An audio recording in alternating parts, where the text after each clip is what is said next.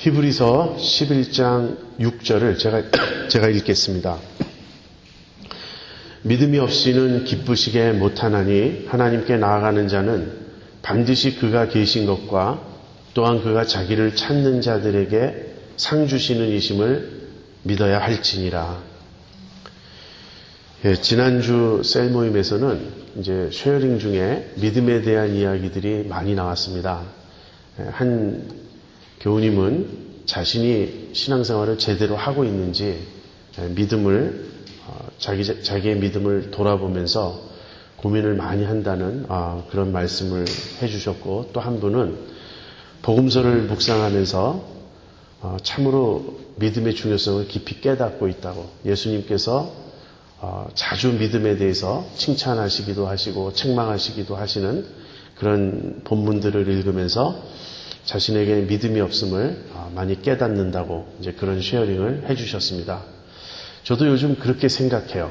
제가 목사이지만 나의 그 큰 필요는 무엇인가?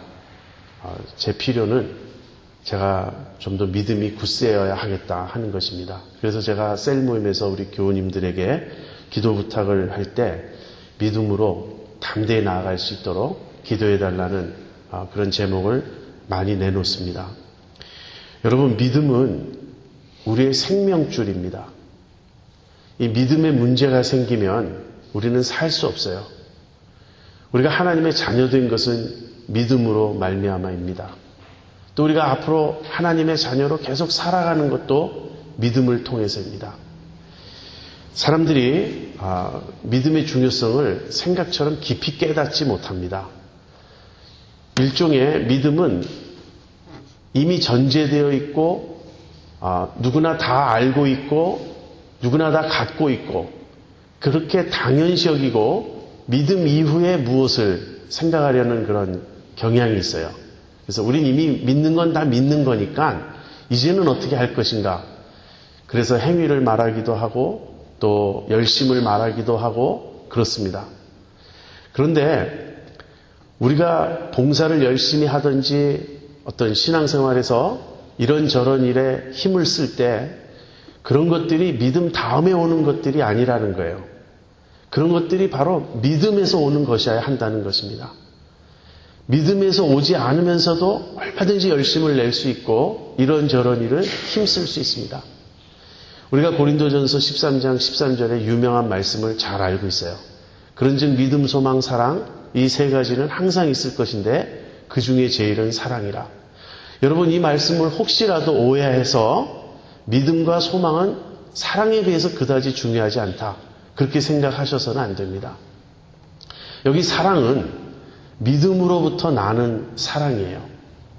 물론 그 반대도 우리가 말할 수 있습니다. 바울은 갈라디아서에서 할례나 무할례나 효력이 없으되 사랑으로서 역사하는 믿음뿐이라고 말하고 있습니다. 그래서 사랑으로서 역사하는 믿음을 말할 수도 있지만 또 반대로 믿음을 통해서 드러나는 사랑 또는 믿음이 근거가 되어서 나오는 사랑을 우리는 말할 수 있다는 것이에요. 사실 믿음이 바탕이 되지 않은 사랑들도 있습니다. 그리스도인이 아닌 사람들도 사랑을 힘쓰려고 하고 사랑의 중요성을 알고 있습니다.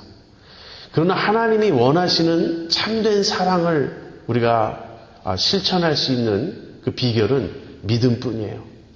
어떻게 우리가 원수를 사랑할 수 있습니까? 어떻게 우리가 우리를 핍박하고 저주하는 자를 축복하고 그들을 위해 기도할 수 있습니까? 그것은 믿음으로만 가능합니다. 하나님께서 우리를 붙들어 주시고 또 우리의 모든 것을 책임져 주신다는 그 믿음이 있을 때에만 우리는 그 믿음의 근거에서 우리가 원수도 용납할 수 있고 사랑할 수 있는 것입니다. 그래서 우리가 지금 생각해야 할 것은 다시 믿음으로 되돌아가야 한다는 거예요. 내 믿음이 건강한지, 내 믿음이 온전한지, 내 믿음이 성경적인지, 바른 믿음인지 계속 점검하고 확인을 해보아야 하겠습니다. 우리의 문제는 믿음이 없거나 적은 것입니다. 하나님을 믿는다고 입으로는 말하지만 실제로는 그렇지 않은 경우가 종종 있습니다. 차를 타고 가다 보면 이 앞차 뒤에 그 범퍼 스티커가 이렇게 붙어 있는 것을 우리가 종종 보죠. 그 중에서 제 눈길을 끌었던 문구는 이런 것이 있었어요. Smile, God loves you. 하나님 너를 사랑하시니까 웃으라고. 근데 제가 그 범퍼 스티커를 보는 순간 제 마음에 조금 반감이 들었어요. 하나님 나를 사랑하시니까 웃으라는 말은 사실 맞지만 그게 그렇게 간단한 거냐고.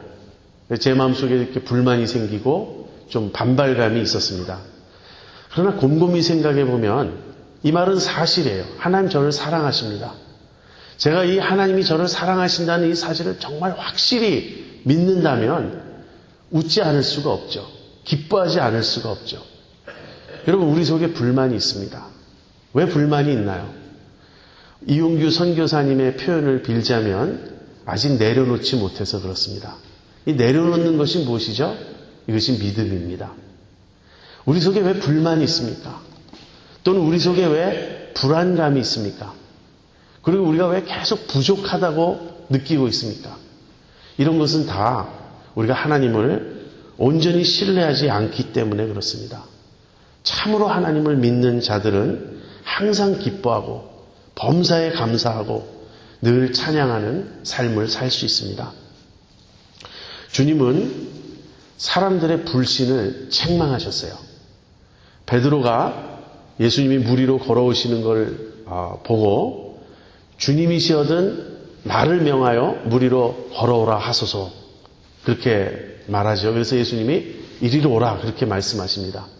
그때 베드로가 정말 물 위로 걸어갔어요.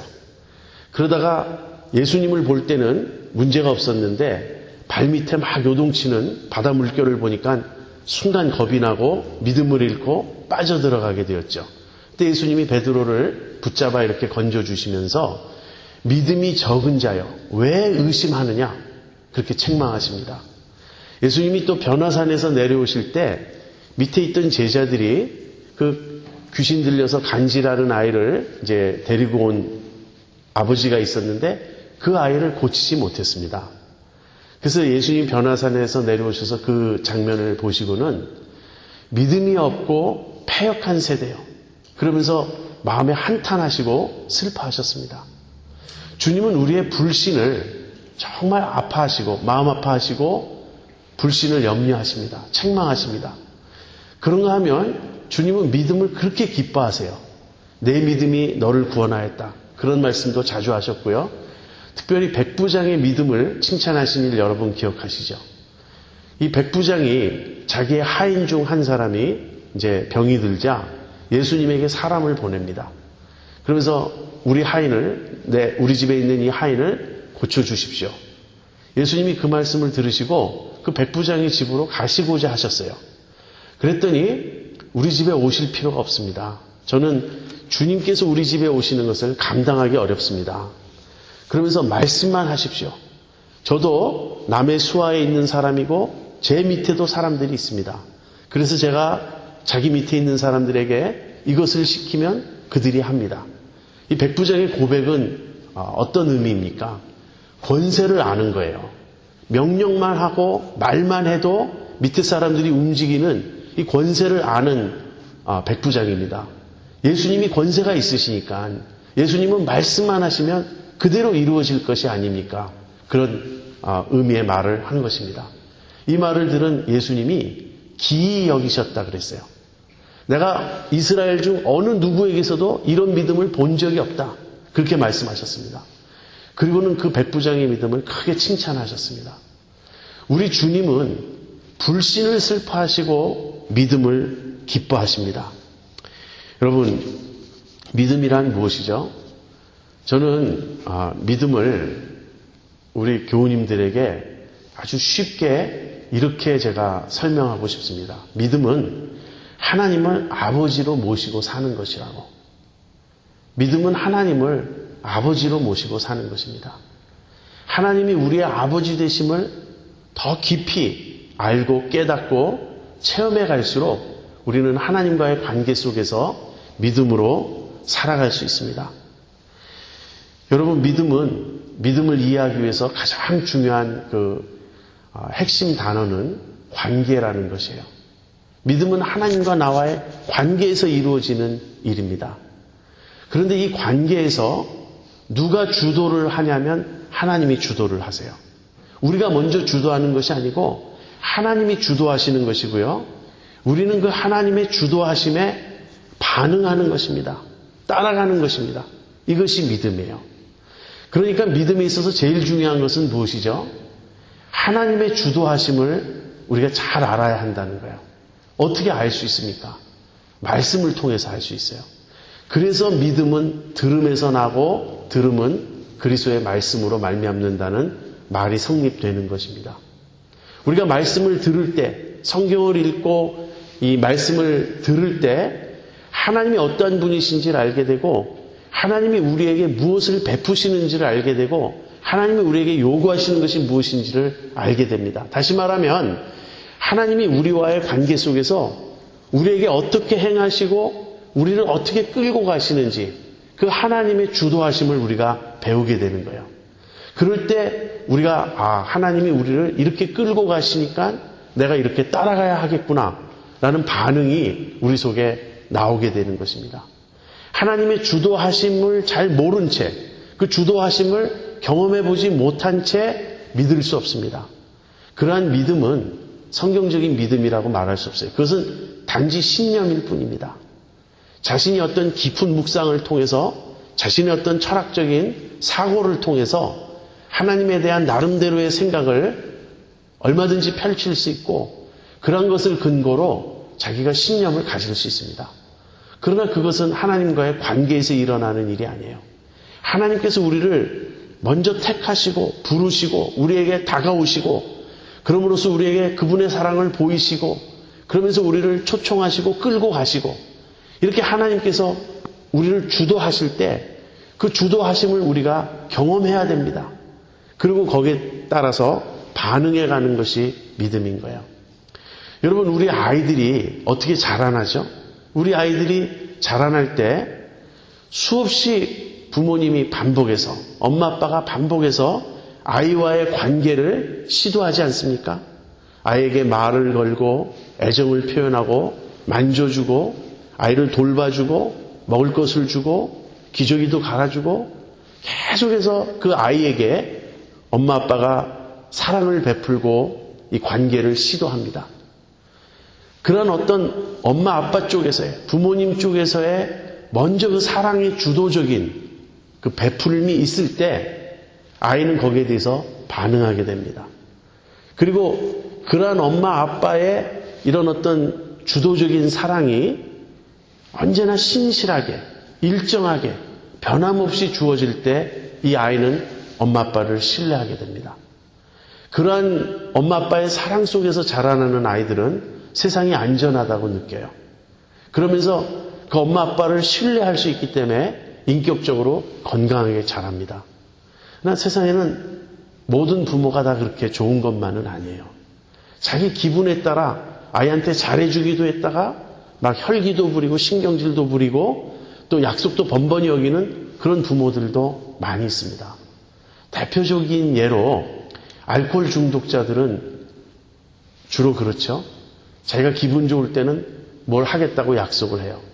그러나 그 다음 순간 술에 취해 있기 때문에 그 약속을 지킬 수 없습니다. 그런 알코올 중독 부모님을, 특별히 그 아버지를 둔 자녀들은 사람을 신뢰하는 법을 배우지 못합니다. 그래서 마음속에 항상 불안함이 있고 초조함이 있고 그런 증상이 나타나요. 그런 사람들이 성인이 되었을 때 자기도 모르게 어떤 성격 장애들이 나타나게 되는 것이죠. 여러분, 그래서 우리가 믿음을 이렇게 배우고 믿음을 갖게 되고 믿음 안에 성장하는 것은 나 혼자 노력하는 그런 데 있지 않고요. 자꾸 하나님의 그 사랑을 경험하고 하나님의 말씀을 듣고 하나님의 그 주도하시는 하나님이 먼저 베푸시는 은혜에 접촉할 필요가 있는 것입니다. 자, 이런 것을 이제 좀 배경에 두고 오늘 말씀을 묵상하도록 하겠습니다. 믿음이 없이는 기쁘시게 못하나니 하나님께 나아가는 자는 반드시 그가 계신 것과 또한 그가 자기를 찾는 자들에게 상 주시는 이심을 믿어야 할지니라. 믿음이 없이는 하나님을 기쁘시게 할 수 없다고 말합니다. 여러분, 하나님을 기쁘시게 하고 싶은 소원이 여러분에게 있습니까? 저에겐 있어요. 저는 여러분에게도 다 있다고 생각합니다. 참된 그리스도인이라면 그 마음 가장 깊은 곳에, 그 마음 가장 중심에 가장 강렬한 소원이 하나님을 기쁘시게 하고 싶은 소원이에요. 이 소원이 얼마나 근본적이고 강렬한 것인가. 여러분, 참된 그리스도인은요, 하나님을 기쁘시게 하지 않는 한 자기가 기뻐할 수 없습니다. 우리가 언제 기쁜가? 내가 하나님을 기쁘시게 하고 있을 때 우리는 기뻐요. 우리가 그렇게 만들어져 있어요. 하나님께서 우리를 그런 식으로 구원하셨습니다. 그래서 우리가 하나님을 기쁘시게 할 때에만 우리도 기쁩니다. 그리고 우리가 하나님을 기쁘시게 하지 못하면 우리의 마음에 참된 기쁨이 없습니다. 여러분, 율법주의가 왜 잘못된 것인지 아세요? 율법주의란 무엇이죠? 율법주의, 공로주의, 금욕주의, 이런 것들이 다 비슷합니다.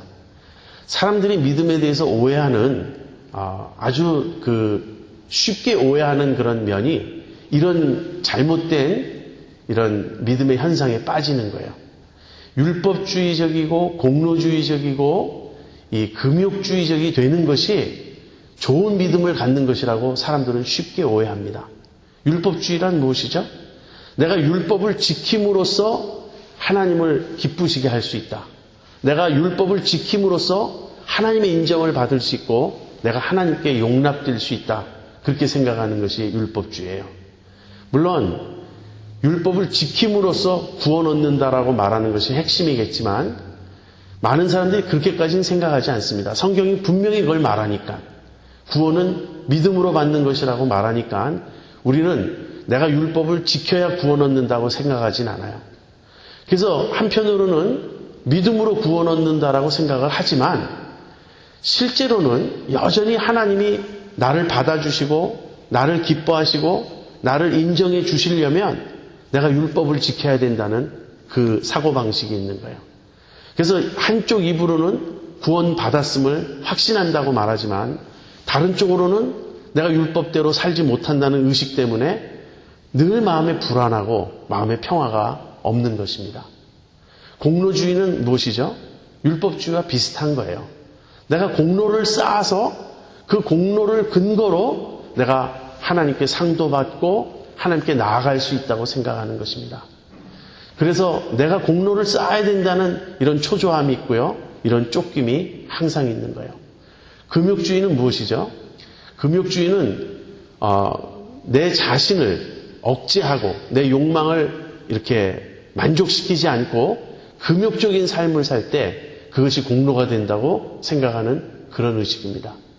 율법주의든 공로주의든 금욕주의든 공통적인 것은 무엇이냐면 하나님과의 관계에서 하나님을 온전히 신뢰하고 의지하는 믿음이 아니라 내 안에 있는 어떤 것을 근거로 하나님의 인정을 받아내려고 한다는 그것이 문제인 거예요.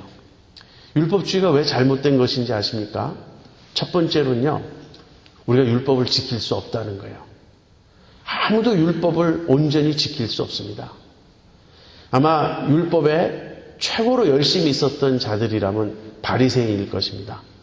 그 바리새인 중에 바리새인이었던 사람이 바울이었어요. 바울은 이렇게 말합니다. 율법의 의로는 내가 흠이 없는 자라고. 이 말은 외적으로는 모든 율법을 다 지켰다는 거예요. 모든 정결법 다 지키고요. 십계명도 다 지키고 이런 모든 걸 다 지켰어요. 외적으로는. 그러나 바울이 지킬 수 없었던 한 가지 계명이 있었습니다. 그것이 무엇인지 아십니까? 바로 10번째 계명이었어요. 10번째 계명은 무엇이죠? 10계명의 10번째 계명은 탐내지 말라는 것이었어요. 탐내지 말라는 것은 외적인 것입니까? 내적인 것입니까? 그것은 내적인 거예요. 마음의 문제예요. 이 마음만큼은 바울이 어떻게 할 수 없었다는 거예요. 오히려 탐내지 말라는 계명이 오자 내 속에 각양 탐심이 일어났다고 바울은 말합니다. 행동은 우리가 조절할 수 있습니다. 살인하지 말라. 살인 안 할 수 있어요. 그러나 미워하지 말라. 이것은 우리가 지킬 수 없어요. 내 속에, 내 마음속에 미움이 들끓는데 이걸 어떻게 합니까? 미워하지 않으려고 우리가 막 절제하고 노력도 하겠지만 내 속의 미움을 금할 수가 없습니다. 간음하지 말라. 행동으로 안 할 수 있습니다. 그러나 내 속의 음욕은 어떻게 합니까? 탐내지 말라. 이 탐심의 문제는 어떻게 합니까? 그래서 아무도 그 율법의 정신을, 율법의 그 근본적인 요구를 아무도 지킬 수 없습니다. 그래서 율법주의는 데드 엔드인 거예요. 율법을 지킴으로 하나님의 인정을 받고자 하는 그 길은 데드 엔드인 것입니다. 또 아까도 제가 이미 말씀드린 건데요. 하나님의 인정을 받는 이 자체가, 하나님의 인정을 받는 것이 내가 행한 무엇을 근거로 받을 수 있다는 이 생각 자체가 너무나 하나님을 모르는 것입니다. 하나님은 어떤 분이신가요? 하나님은 우리의 순종을 필요로 하는 분이 아니에요. 왜 우리에게 순종하라고 요구하시냐면 그것이 우리가 살 길이기 때문에 요구하시는 것이지, 우리의 봉사가 필요하고 우리가 심부름을 해줘야 하나님이 좀 더 편하고 우리가 입으로 자꾸 하나님을 찬양해야 그 달콤한 말에 취해서 하나님이 기분이 좋아지고 그래서 우리의 예배를 요구하고 우리의 순종을 요구하고 그런 분이 아니십니다. 우리가 행한 어떤 것이 하나님께 영향을 끼칠 수 없어요. 내가 무엇을 한다고 하나님이 더 부요해지시는 것도 아니고요. 내가 무엇을 안 한다고 하나님이 더 부족해지시는 것이 아닙니다. 그래서 내 의로 하나님께 인정을 받겠다고 생각하는 자체가 너무나 하나님을 모르는 거예요. 하나님을 기쁘시게 하는 길은 오직 하나입니다. 하나님을 인정하는 거예요. 그래서 여기서 믿음이 없이는 기쁘시게 못하나니, 이 말은 다른 말로 얘기하면 하나님께 내가 용납될 수 있는 길, 하나님과 내가 바른 관계를 맺을 수 있는 길, 정말 하나님을 기쁘시게 할 수 있는 유일한 길은 어떤 우리의 율법적인 그런 어떤 공로가 아니고 믿음이라고 지금 저자는 말하고 있는 것입니다. 여러분, 이 사실을 보시나요? 하나님을 기쁘시게 하는 길은 믿음뿐입니다. 이 말은요, 다른 무엇을 해도 내게 믿음이 없다면 나는 하나님을 기쁘시게 할 수 없다는 것입니다. 하나님은 우리가 그분을 신뢰하고 의지하는 것을 가장 기뻐하십니다. 그 이유는 이렇습니다. 하나님의 속성은요, 베푸시는 것이기 때문에 그래요. 하나님은 사랑이시기 때문에 그렇습니다. 하나님은 우리를 사랑하시고 싶어 합니다. 그래서 우리가 그 하나님의 사랑을 믿고 받아들일 때, 그 하나님의 사랑 안에서 우리가 즐거워할 때, 그리고 하나님을 온전히 신뢰하고 의지할 때, 그것이 하나님의 마음을 가장 기쁘게 해드릴 수 있는 그런 길입니다. 여러분, 이 점을 꼭 잊지 마세요. 믿음이 없이는 하나님을 기쁘시게 할 수 없다. 내가 하나님과 바른 관계를 맺는 길은 오직 믿음뿐이다.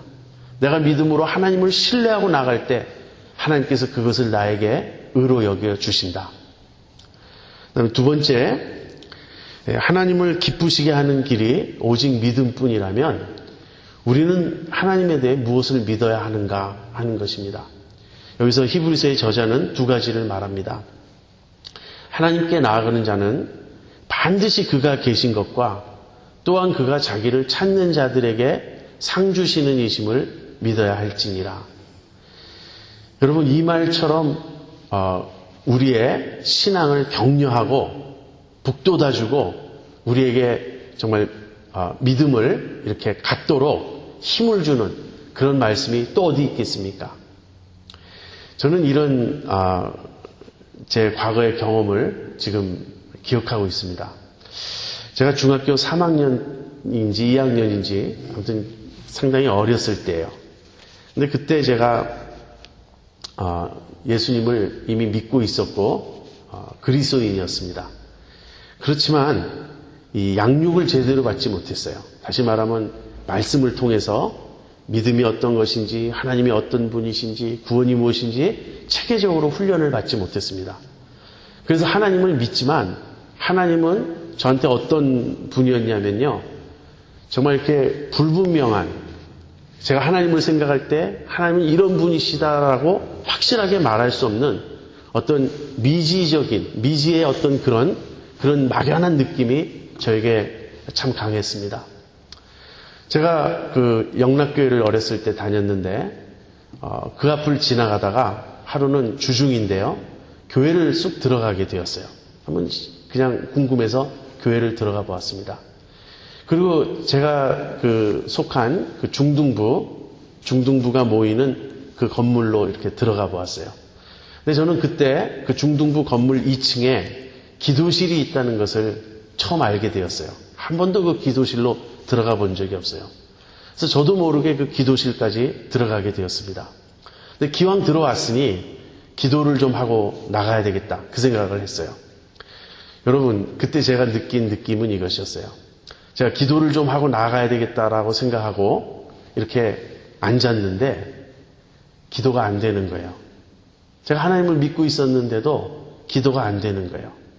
무엇을 기도해야 될지도 모르겠고 하나님과 저와의 관계가 너무너무 이 불분명하고 희미했던 것입니다. 그러면서 온갖 그 의심과 불신과 아무튼 여러 가지가 제 마음속에 막 엄습해 왔어요. 제가 아주 굉장히 놀랐습니다. 나는 하나님을 믿는다고 생각했어요. 나는 하나님의 자녀인 것을 알고 있었어요. 그런데 기도할 수가 없었어요. 그러면서 그때 제가 생각한 것은 내가 하나님에 대해서 과연 무엇을 아는가? 하나님은 정말 계신 건가? 그 이후로 참으로 다행히도 그 상태가 많이 개선돼서 기도도 할 수 있게 되었고 하나님에 대해서도 좀 더 알게 되었습니다. 그런데 그 상태가 개선되는 과정에서 저에게 큰 도움이 된 구절이 바로 이 히브리서 11장 6절이었어요. 그런 느낌, 하나님께 나아가고자 하는데, 기도하고자 하는데 하나님은 정말 계신 걸까? 하나님은 내 기도를 들으실까? 하나님은 나를 아실까? 하나님은 나에게 관심이 있으실까? 이런 막연한 느낌, 이런 불안감, 이런 것을 여러분 경험해 보셨습니까? 얼마든지 그런 일이 있을 수 있습니다. 사람들이 많이 모인 교회나 어떤 모임에 참석해서는 나도 믿는 것처럼 행세할 수 있습니다. 그러나 하나님과 나와 단둘이 있는 그 시간, 기도하려고 할 때 기도도 되지 않고, 그렇지만 여러분 하나님께 나아가고자 하지 않습니까? 여러분이 지금 하나님을 찾고 있지 않습니까? 거기서 출발하는 거예요. 그럴 때 여러분이 하나님께 나아가려고 할 때, 하나님께 기도하려고 할 때, 하나님을 찾고자 할 때 반드시 믿어야 될 것이 두 가지가 있다는 거예요. 이것을 믿지 않으면 하나님을 기쁘시게 할 수 없습니다. 그 반드시 믿어야 될 두 가지가 무엇이죠? 첫 번째는 하나님이 계시다는 것을 믿어야 합니다. 하나님 눈에 보이지 않아요. 우리가 하나님을 믿고자 할 때, 하나님을 믿는다고 할 때 눈에 보이는 어떤 증거를 이렇게 우리가 확보하고 내가 하나님에 대한 모든 확실한 경험적인 데이터를 내 앞에 두고 그 모든 것을 따지고 분석해서 결론을 내려서 하나님은 확실히 존재하신다, 이런 식으로 하나님을 알아갈 수 없습니다. 우리가 어떤 다른 사물을 경험하고 사물을 알듯이 하나님을 알아갈 수 없습니다. 하나님은 우리보다 크신 분이에요. 우리가 하나님을 알아가는 그 길은 믿음을 통해서입니다. 물론 여기에는 많은 증거가 이미 주어져 있어요. 제일 큰 증거는 무엇입니까? 제일 큰 증거는요, 믿음의 선진들의 간증이에요. 하나님을 믿고 살았던 사람들이 가장 진실한 사람들, 가장 그 중심에 경건한 사람들, 그분들이 하나님을 경험한 내용을 우리에게 일러줍니다. 그것의 집약체가 성경 아닌가요? 하나님 우리에게 주신 말씀이 있고 믿음의 사람들의 증거가 있지 않나요?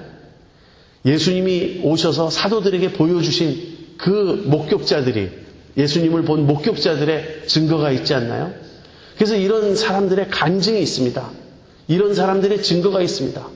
하나님을 믿어보라고, 하나님을 믿고 신뢰하고 나아가 보라고. 그러면 반드시 하나님 계신 것을 알게 될 거라고. 그래서 우리는 믿음으로 나아가는 것입니다. 하나님이 계시다라는 것을 사실 어떤 분명한 증거가 있고 모든 것이 명확하고 그래서 수학적인 어떤 그런 논증처럼 확실한 것이 있어서 알 수 있어서 믿는 것이 아니고 하나님 눈에 보이지 않고 많은 불분명한 점이 있지만 하나님을 경험한 분들의 증거가 있고 간증이 있기 때문에 성경이 있기 때문에 말씀이 있기 때문에 이것을 가지고 하나님 계시다고 믿고 나아가는 것입니다. 그렇게 믿고 나아갈 때 여러분 그 믿음이 점점 구체적이 됩니다. 아, 하나님 살아계시구나. 그렇게 해서 아는 것이에요. 그 다음에 하나님 계시다는 걸 반드시 믿어야 하고요. 그 다음 두 번째는 하나님은 당신을 찾는 자들에게 상 주시는 분이시라는 것을 우리가 믿어야 합니다. 이 두 가지는 사실 함께 가요. 하나님이 계시다고 믿고 나아가면 하나님이 우리에게 상을 주신다는 거예요. 하나님이 우리에게 상 주시는 것은 무엇일까요? 바로 하나님을 우리에게 가르쳐 주시는 거예요. 하나님이 어떠한 분이신지를 더욱 확실하게 우리에게 보여주시는 것입니다. 여러분 그 상을 받아보셨습니까? 여러분이 하나님을 믿고 신뢰하고 하나님께 믿음으로 나아간 결과 하나님께서 우리에게 응답해 주시고 우리에게 나타나 주시고 더욱 많은 확실한 증거로 하나님을 우리에게 보여주신 그 체험을 여러분 해보셨습니까? 그래서 이것은 믿음으로만 알 수 있는 길이에요. 믿음으로만 갈 수 있는 길이고 믿음으로만 경험할 수 있는 길이에요. 우리 한번 이 시간에 정직해지기를 원합니다. 나에게 이 믿음의 체험이 있는가? 나는 정말 하나님이 살아계신 것을 믿는가? 그리고 그 하나님께 나아감으로써 하나님께서 당신 자신을 나에게 보여주신 그런 것을 내가 경험해 본 적이 있는가? 여러분 믿음이란 이론이 아닙니다. 믿음이란 추상적인 어떤 것이 아닙니다. 믿음이란 지식이 아닙니다. 믿음이란 그것을 뛰어넘는 거예요. 믿음은 살아계신 하나님을 실제로 경험하는 것입니다. 그분과 관계를 맺는 것입니다. 그분과 내가 대화하는 것이고 서로 사랑하는 것이고 서로 느끼고 알고 확인하고 어루만지는 것입니다. 믿음은 아주 구체적인 것입니다. 저는 이 믿음의 삶이 지금 우리에게 가장 중요한 문제라고 여러분에게 말씀드리는 거예요. 하나님을 믿지만 그것이 관념 속에 머물고 하나님을 믿는다고 하지만 지식 속에 머무는 경우가 얼마나 많이 있습니까? 하나님을 아버지로 모시고 살고 있습니까? 하나님이 나를 돌봐주시고 내 말에 귀 기울여 주시고 내 기도에 응답해 주시고 내 필요를 채워주시고 내 가는 길을 인도하시고 그런 것을 여러분 정말 아십니까? 경험으로? 그분을 알기 때문에 하나님을 경외하게 되고 하나님을 신뢰하게 되고 하나님을 기쁘시게 하고자 하고 내가 거룩한 삶을 살게 되고 의를 추구하게 되고 세상을 사랑하지 않게 되고 내 마음 중심의 진실과 겸손을 깨달아가고 이런 변화가 우리에게 일어나고 있습니까? 여러분 그래서 이 신앙의 세계에서 이 기독교에서 제일 중요한 것은 도덕이 아닌 것입니다. 내가 무엇인가 의로운 행위를 하는 것이 아니에요. 그보다 앞서는 것이 믿음인 것입니다. 하나님을 알 때, 하나님을 익혀갈 때, 하나님을 경험해갈 때 그 결과 우리에게는 하나님다운 그런 성품이 드러나게 되고요. 하나님이 우리를 통해서 일하심으로 드러나는 많은 열매가 맺히게 되는 것입니다. 그것이 믿음의 행위예요. 그것이 믿음의 열매예요.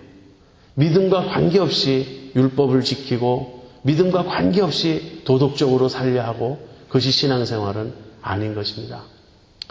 앞으로도 계속해서 우리가 믿음을 배워가려고 합니다. 오늘 우리가 들어야 될 주님의 말씀은 이것입니다. 하나님과 바른 관계를 맺는 유일한 길, 하나님을 기쁘시게 하는 유일한 길은 믿음뿐이라는 거예요. 하나님은 우리의 믿음을 기뻐하십니다. 그래서 우리가 믿음을 갖고 하나님께 나아가야 됩니다. 그럴 때 우리가 기억해야 될 두 가지. 하나님이 반드시 계시다는 것. 그리고 하나님은 하나님을 찾는 자들에게 상 주시는 분이라는 것. 우리는 이 과정 중에 있습니다. 이미 하나님을 믿으면서 계속해서 살고 하나님께 나아간 자는 하나님이 계시다는 것에 대해 더 큰 확신을 갖고 있어요. 그리고 하나님이 상 주시는 것을 더 많이 체험했습니다. 이런 분들에게 제가 말씀드립니다. 더 많이 있어요. 더 나아가셔야 됩니다. 난 이제 하나님을 믿어. 그리고 하나님이 주시는 상도 받아봤어. 너무 감사합니다. 그러나 하나님이 계신 것이 더욱 확실해질 것입니다. 하나님이 주시는 상을 더욱 깊이 체험할 것입니다. 이런 이 믿음의 세계에 아직 발을 깊게 들여놓지 못하신 분들, 다른 믿음의 사람들의 그런 간증에 귀 기울이세요. 하나님이 정말 여러분을 위해서 얼마나 멋있고 좋은 것을 예비해 놓으셨는지요. 그래서 믿음으로 나아가십시오. 우리가 믿음의 길에 있어서 지금 어디까지 이르렀던지 하나님이 우리를 찾고 계시다는 것을 믿고 신뢰하면서 믿음으로 하나님께 나아갑시다. 그래서 하나님을 기쁘시게 하고 하나님이 우리에게 베푸시는 그 귀한 상급을 다 받도록 합시다. 기도하겠습니다.